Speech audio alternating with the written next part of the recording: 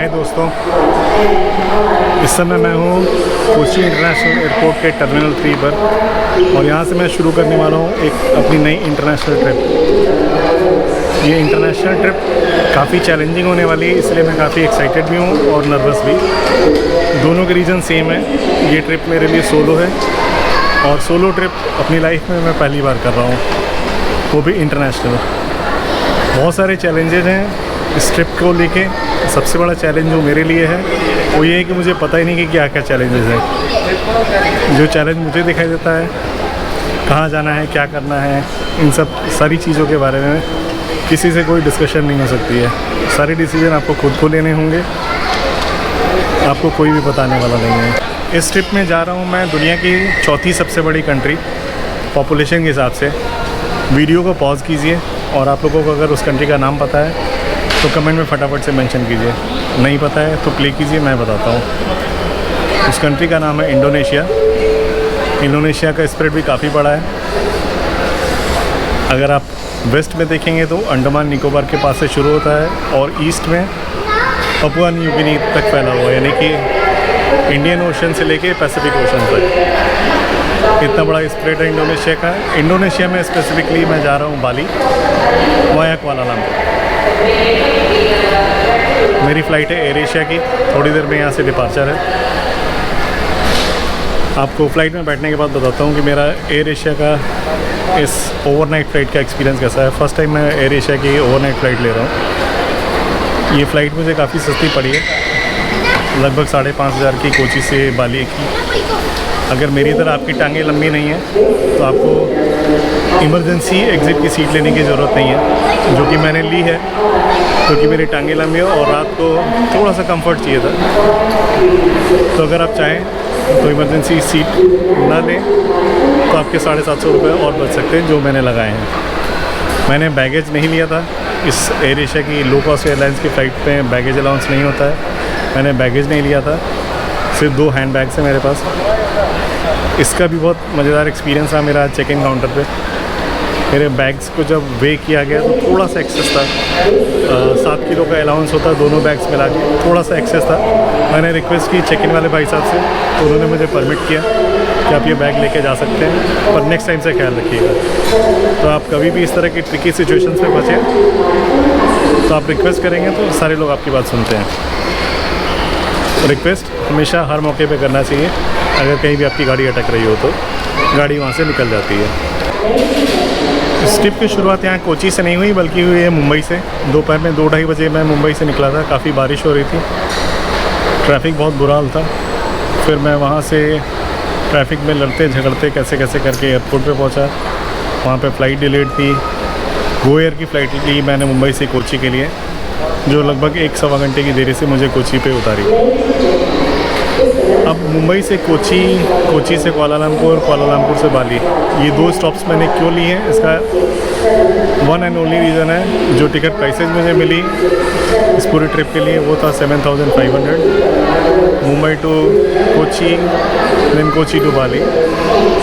Kochi to Bali मैं जा रहा हूँ एयर एशिया के फ़्लाइट से। इस फ़्लाइट में मुझे 15 आवर्स का ले ओवर मिल रहा है कुआलालंपुर में, तो मैं पूरा दिन कुआलालंपुर में एक्सप्लोर करूँगा कल।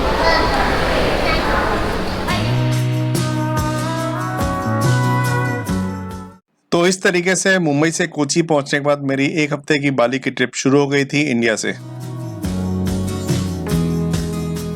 कोची के T3 टर्मिनल पे अर्थ नाम से एक लाउंज है। बहुत सारे कार्ड्स के थ्रू यहाँ पे एक्सेस मिलता है। मैंने अपना SBI का क्रेडिट कार्ड यूज़ किया। आप भी यहाँ पे उस कार्ड को यूज़ करके या किसी और वीज़ा कार्ड को यूज़ करके या मास्टर कार्ड यूज़ करके यहाँ पे आ सकते हैं और इस लाउंज की फैसिलिटीज़ को यूज़ कर सकते हैं। चलिए मैं आप लोगों को एक लाउंज की छोटी सी सैर भी करा देता हूँ।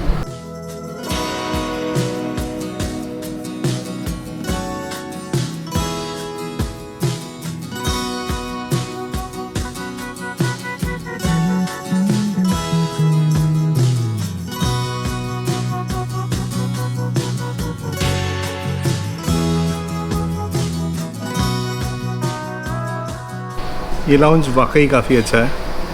खाने के लिमिटेड ऑप्शंस होने के बावजूद भी टेस्ट में काफ़ी अच्छा है और सीटिंग भी आप देख रहे हैं कि कितनी ज़्यादा सीटिंग कैपेसिटी यहाँ की। काफ़ी खाली खाली सी है भीड़ भाड़ नहीं है काउंटर पे, बिल्कुल भी बैठने की कोई मारा मारी नहीं है। जबकि मुंबई और दिल्ली के एयरपोर्ट्स पे जो लाउंजेस हैं वहाँ पे हालत काफ़ी ख़राब होती है। ये लाउंज मुझे काफ़ी इम्प्रेसिव लगा। कोची एयरपोर्ट पे हो तो कोची एयरपोर्ट की एक दो खासियत बता दूँ कि इंडिया का चौथा सबसे बड़ा एयरपोर्ट है पैसेंजर हैंडलिंग के मामले में, और दुनिया का पहला एयरपोर्ट है जहाँ की पूरी बिजली की जो कमी है, या ऐसे कहा जाए कि जो बिजली यूज़ करता है ये एयरपोर्ट पूरा का पूरा सोलर पावर्ड है। जो लोग मुझे नहीं जानते उनको बताना चाहता हूँ, मेरा नाम है सौरभ और आप देख रहे हैं वॉन्डरिंग मॉन्क। अगर पहली बार आप मेरे चैनल पे आए हैं या फिर मेरे चैनल को अभी तक सब्सक्राइब नहीं किया है तो तुरंत से सब्सक्राइब बटन और बेल आइकन बटन दबा दीजिए, ताकि मेरी बाली ट्रिप और भी आने वाले ट्रिप्स के बारे में आपको इन्फॉर्मेशन मिलती रहे।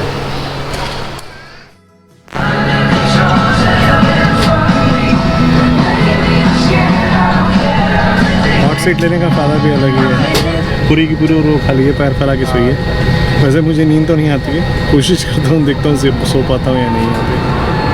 I am enjoying flat free in air Asia. सुबह के 6:30 बज गए हैं यहाँ मलेशिया में। इंडिया में अभी भी 4 बज रहे होंगे, आधी रात या भोर जो भी कहें।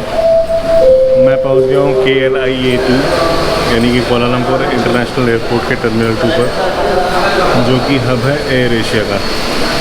और इस एयरपोर्ट में मैंने एक और चीज़ खास देखी, यहाँ पर व्हील चेयर बच्चों के लिए ट्रॉलीज कॉम्प्लीमेंट्री रखी गई है अराइवल गेट से बाहर। यहाँ पर 2 टर्मिनल्स हैं actually, KLIA and KLIA2।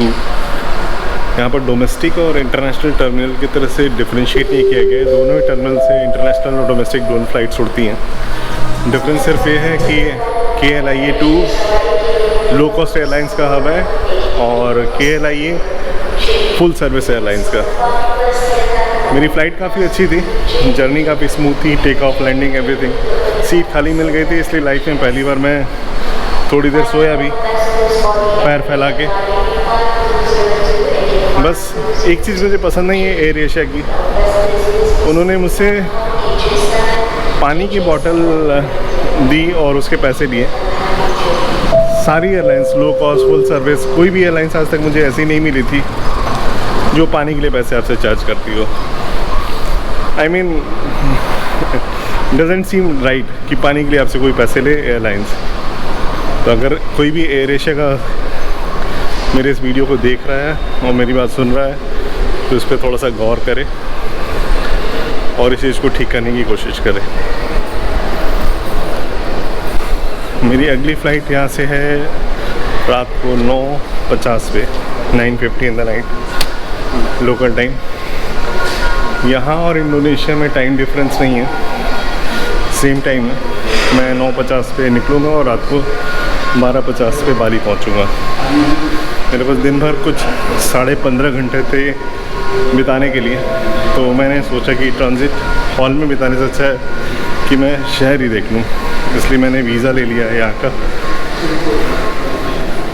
Immigration करा के मैं बाहर आ गया हूँ, बहुत टाइम नहीं लगा, सिर्फ 10 मिनट लगा। ज़्यादा सवाल भी नहीं पूछे, ज़्यादा डॉक्यूमेंट्स भी नहीं मांगे, सिर्फ उसने मेरा बोर्डिंग पास लिया, पासपोर्ट लिया और ई-वीज़ा लिया। मलेशियन वीज़ा पिछले कुछ सालों में काफ़ी आसान हो गया है, अब ई-वीज़ा मिलने लगा मलेशिया की तरफ से भी। 3 तरह की वीज़ा हैं जो आप ले सकते हैं। एक है एंट्री वीज़ा, जो एक तरह का ट्रैवलर रजिस्ट्रेशन है, ENTRI, जिसका कॉस्ट आता है $20। ये सारे वीज़ा आप ऑनलाइन अप्लाई कर सकते हैं। डॉक्यूमेंट सब में सेम लगता है, पासपोर्ट के फर्स्ट एंड लास्ट पेज का स्कैन कॉपी, फोटोग्राफ का स्कैन कॉपी, आपकी फ़्लाइट टिकट्स की स्कैन कॉपी और होटल्स की स्कैन कॉपी, होटल एकोमोडेशन की स्कैन कॉपी इनफैक्ट। और इसके अलावा दूसरा जो वीज़ा है वो है सिंगल एंट्री वीज़ा या मल्टीपल एंट्री वीज़ा। दोनों की फ़ीस सेम है, $25 प्लस 1125, लगभग 3000 के आसपास आती है टोटल कॉस्ट। दोनों वीज़ा में डिफरेंस ये है एंट्री और ई-वीज़ा में। एंट्री में आपको 14 दिन स्टे का परमिशन मिलता है और एक बार एंट्री कर सकते हैं, और ई-वीज़ा में जो स्टे का ऑप्शन है वो लगभग 30 दिनों का है। और अगर आप सिंगल एंट्री वीज़ा पे हैं तो एक बार ही एंट्री कर सकते हैं, और मल्टीपल एंट्री है तो ऑफ कोर्स आप मल्टीपल टाइम एंट्री कर सकते हैं with in a span of 3 months. मुझे इस ट्रिप के लिए ई वीज़ा लेना पड़ा, मैं एंट्री नहीं ले पाया क्योंकि मुझे मलेशिया के बाद इंडोनेशिया जाना था। अगर मलेशिया के बाद मुझे सिंगापुर, थाईलैंड या ब्रुनेई जैसी कंट्री जाना होता तो एंट्री वीज़ा चल जाता, या फिर मैं सिंगापुर, थाईलैंड या ब्रुनेई से मलेशिया में एंटर कर रहा था तो भी एंट्री वीज़ा चल जाता। आपकी एग्ज़िट और जिस कंट्री से आप एंटर कर रहे हैं मलेशिया में, इन तीनों कंट्री में से एक होगा तो आप एंट्री वीज़ा अप्लाई कर सकते हैं। अदरवाइज़ आपको ई वीज़ा अप्लाई करना पड़ेगा, चाहे सिंगल एंट्री या मल्टीपल एंट्री। तो ये सारी जानकारियाँ इनकी वेबसाइट है ऑफिशियल windowmalaysia.my रादर, और उसका लिंक मैंने आपको डिस्क्रिप्शन में डाल दिया है। आप वहाँ पे जाके सारी डिटेल चेक कर सकते हैं और उसी वेबसाइट से आप अप्लाई भी कर सकते हैं।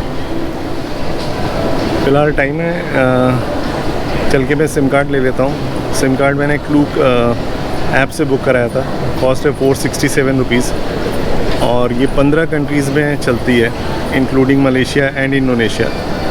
उसका लिंक भी मैं डिस्क्रिप्शन में दे देता हूँ। इसमें टॉक टाइम नहीं है, सिर्फ 4 GB डेटा है जो आप इन 15 कंट्रीज़ में यूज़ कर सकते हैं। मेरे हिसाब से मेरे ट्रिप के लिए काफ़ी होने वाली है। जैसा भी एक्सपीरियंस होगा मैं आपसे शेयर करता हूँ। यहाँ पे थोड़ी बहुत कैश की ज़रूरत तो होगी ही, तो मैं मे बैंक के ATM में आ गया हूँ कैश विड्रॉ करने के लिए। पहली बार मैं नियो कार्ड यूज़ करने वाला हूँ। मेरा एक्सपीरियंस उनके साथ कैसा रहता है वो मैं बताता हूँ। अभी एक रिंगिट की वैल्यू इंडियन करेंसी में कुछ 17-17.5 रुपये के आसपास चल रही है।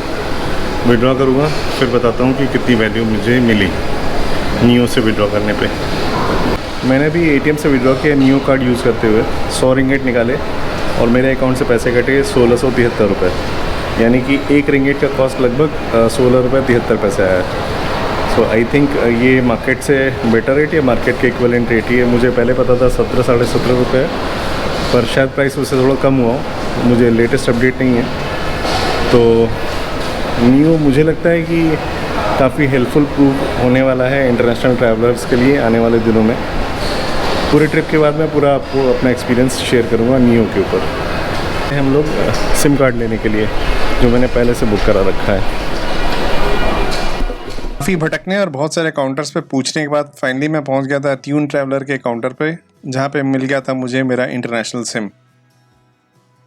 यहाँ से KLIA जाना चाहें तो काफ़ी सारे ऑप्शंस हैं।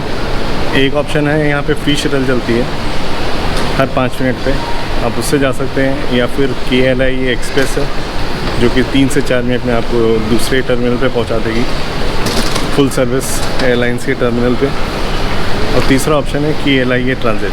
ये दोनों सेम ही टाइम लगाती हैं, ट्रेन और बस फ्री है, ट्रेन में थोड़े पैसे लगेंगे। मेरे पीछे KLIA एक्सप्रेस और KLIA ट्रांजिट का स्टेशन और टिकट काउंटर।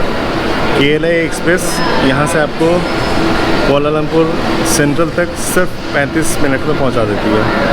हालांकि टिकट प्राइस थोड़ा हायर साइड पे है, 55 रिंगिट्स लगते हैं एक साइड के, और अगर दोनों साइड का टिकट लेते हैं तो 100 रिंगिट्स, यानी कि लगभग 1600-1700 रुपये।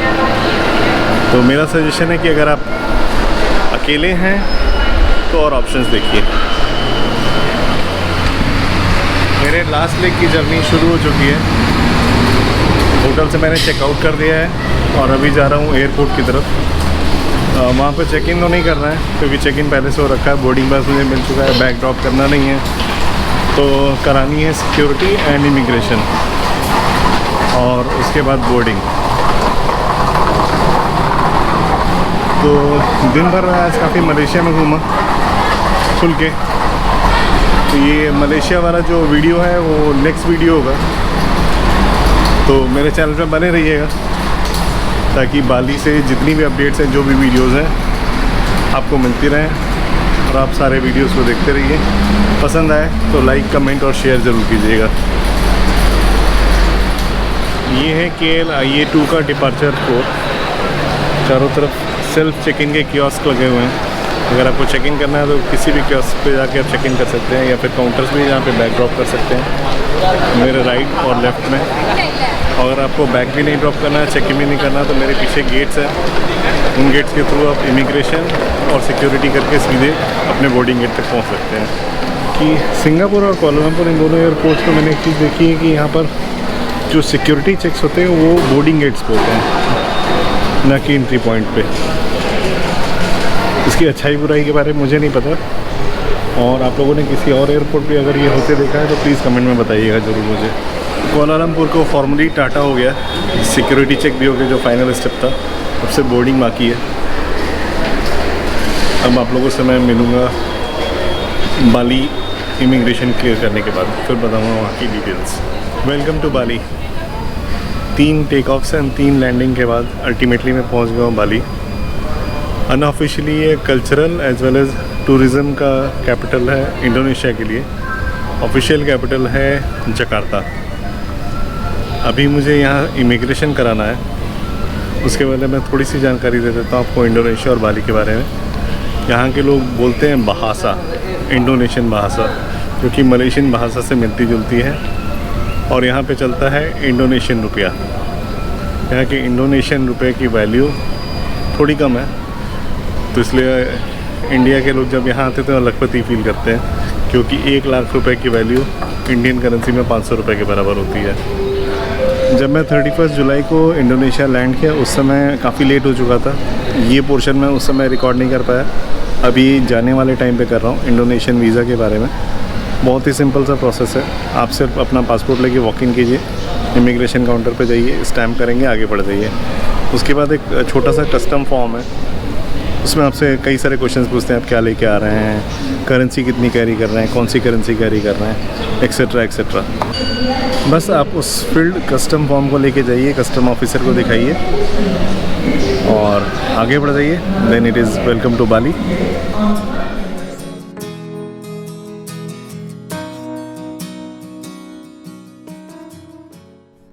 नेक्स्ट वीडियो में मैं दिखाऊंगा कि मैंने कैसे गुजारे अपने 12 घंटे मलेशिया के कैपिटल कुआलालंपुर एंड पुत्रजया में, और दिखाऊंगा कुछ झलकियां मलेशियन कैपिटल से।